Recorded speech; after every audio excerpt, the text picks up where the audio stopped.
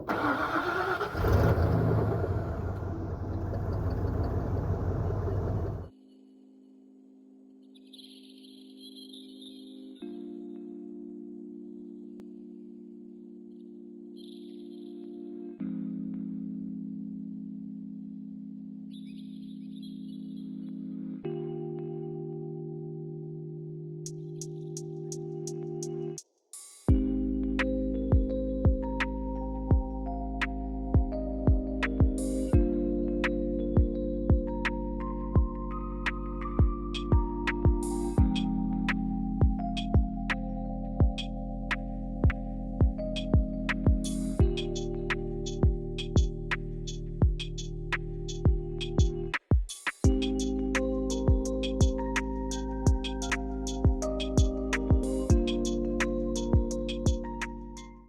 guys, welcome back to another video.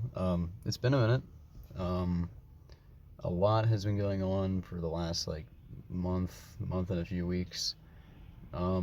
First thing being is the new truck.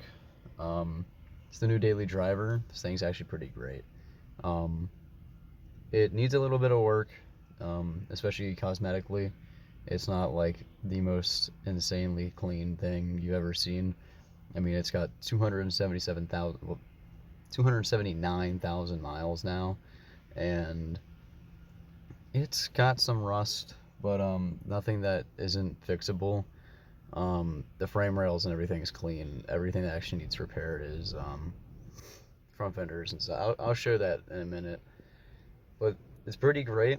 You've already seen the montage or the B-roll at the beginning. So it's a pretty nice truck, at least in my opinion. It has some quirks, but it's also pretty great. It has the 5.0, the V8 or 302, whatever you know it by. It was kind of a steal. I needed it because some stuff going on in my life, which is making it kind of hard to work on the Rx7 right now. And me and my girlfriend decided that we needed to still have transportation. And we found this awesome, cool truck. I was going to say little, but really doesn't apply. It's a long bed. So, yeah.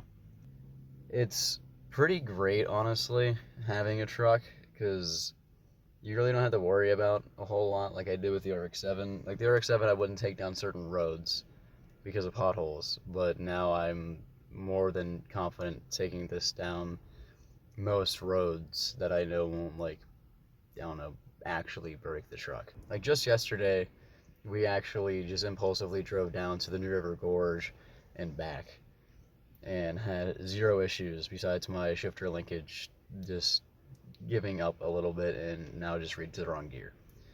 I don't know how to fix that, but it's so far not hindered me, so I'm not stressed about it.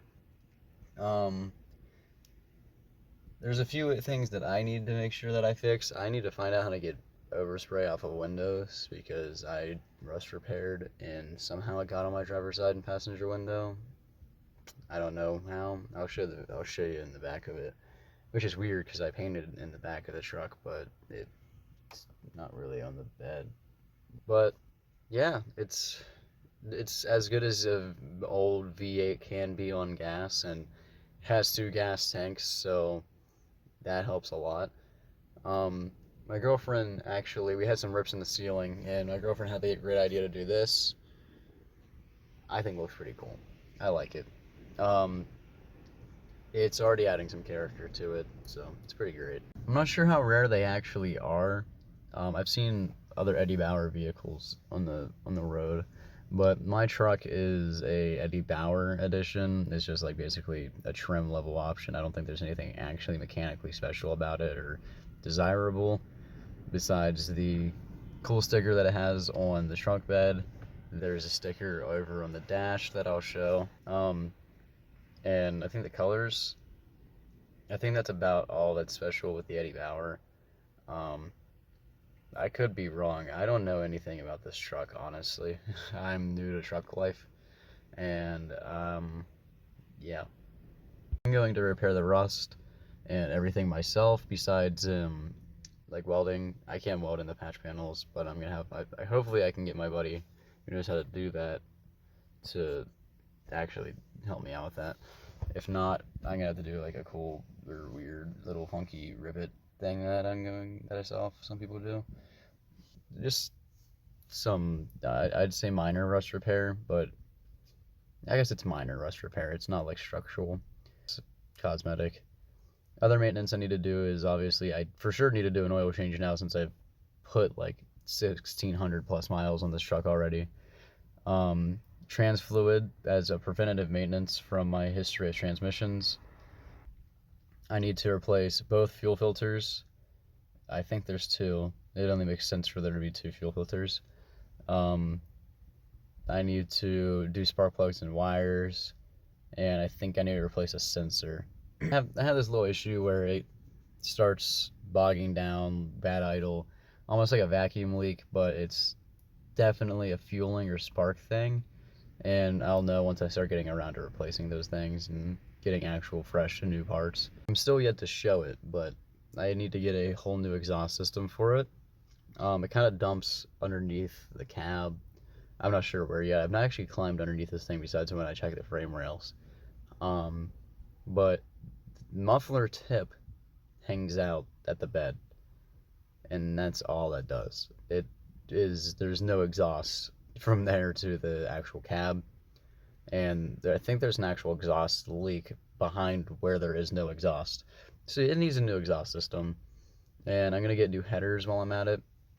I'm gonna get a decent exhaust for it, still have a cat and stuff, because with this being a daily driver, I need it to pass, road laws. So it's still gonna sound good, as you'll actually see in some upcoming clips. Everyone just really stares. As you'll see in some upcoming clips, the exhaust actually sounds pretty cool. With it being the 5.0 V8 and being, I guess, practically header dumped, it's pretty wild. It crackles, pops, burbles, and screams. It's pretty awesome. I'll show around the interior, and then I'll actually start showing outside the truck. I'm just kind of waiting for people to stop coming up this way and making me feel weird for recording. I'm gonna try to use my cool new little fisheye wide angle lens thing, but I guess the clip's too small. This is probably silly, but I love the sound of the analog switch. The fuel tank switching thing actually works. Cassette deck. The cassette deck actually works, and let me put my keys in. But the cool thing about this is cassette deck actually works. I'm gonna turn it down because that's loud. But I have this cool little Bluetooth thing that I use, and it's cool. I need to plug it in though. As you can see right here, there's the Eddie Bauer badge on it. I don't know. I still don't know if that's a special, like too special or rare of a condition, or too special or rare of edition of this truck. I really don't know much about it, but I don't know. It's kind of hard to find information on these. So this is actually the first time I've actually looked down here, like in depth. It looks like it just snapped off. Actually, I do have a full exhaust system down here. So, well, that right there is a hole. It's definitely not in the world's best condition. I guess it's there. You can see the frame's actually pretty good. It's got some surface rust on it that I'm gonna get sanded down and bedlined eventually, as is always the plan. But as you can see, right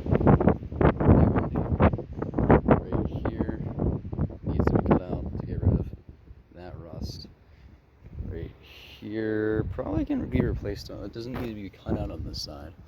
I could probably actually repair this if it's not too bad. I'd have to find out once I start getting into it, but it probably wouldn't hurt to cut it, replace it.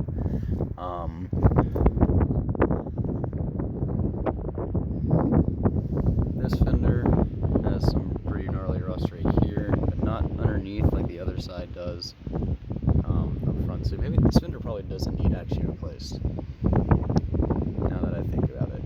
See on the bumper right here, some weird patchwork that the previous owner did.